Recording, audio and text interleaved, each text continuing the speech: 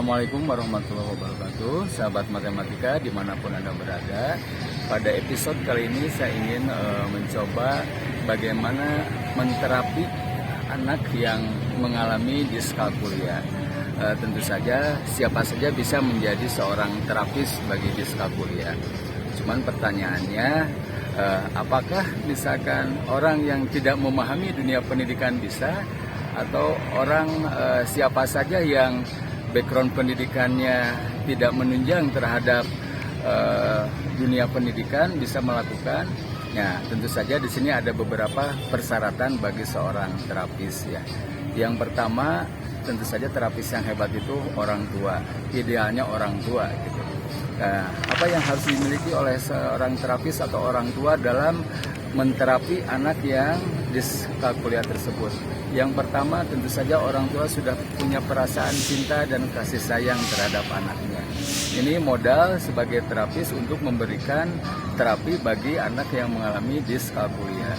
Nah, dengan modal cinta dan kasih sayang, tentu saja dia akan mengajarkan dengan penuh kasih sayang terhadap anaknya. Yang kedua yang harus dimiliki oleh seorang terapis, apalagi terapisnya itu orang tua, adalah memahami tentang dunia pendidikan. Jadi seorang terapis atau orang tua harus memahami karakter belajar siswa ini seperti apa. Apakah karakter belajarnya visual, auditorial, atau kinestetik. Itu harus dipahami oleh orang tua. Ketiga yang harus dipahami atau dimiliki oleh seorang terapis terhadap anak yang mengalami diskalkulia adalah dia harus memahami konsep-konsep matematika.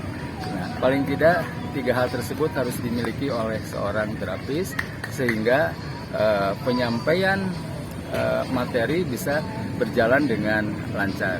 Nah, bagaimana cara menterapinya? Tentu saja ada beberapa contoh yang bisa dilakukan oleh seorang terapis dalam menterapi anak yang mengalami diskalkulia. Pertama, cari waktu yang sesuai, waktu yang bagus bagi anak tersebut. Misalkan contohnya kalau malam anak cepat tidur atau cepat ngantuk, maka jangan melakukan terapi di waktu-waktu malam. Cari waktu yang tepat bagi anak tersebut untuk siap dia menerima materi.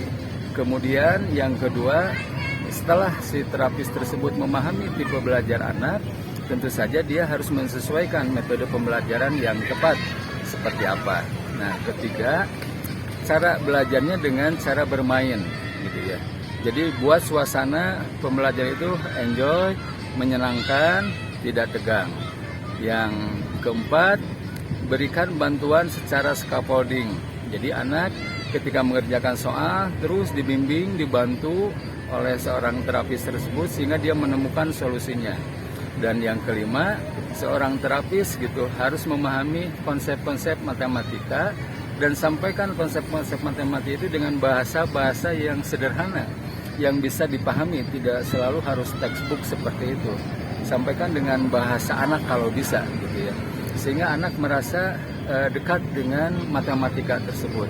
Nah, kalau hal seperti bisa dilakukan oleh seorang terapis, insya Allah saya punya keyakinan bahwa meskipun anak tersebut mengalami diskalkulia, dia akan bisa memahami konsep-konsep matematika.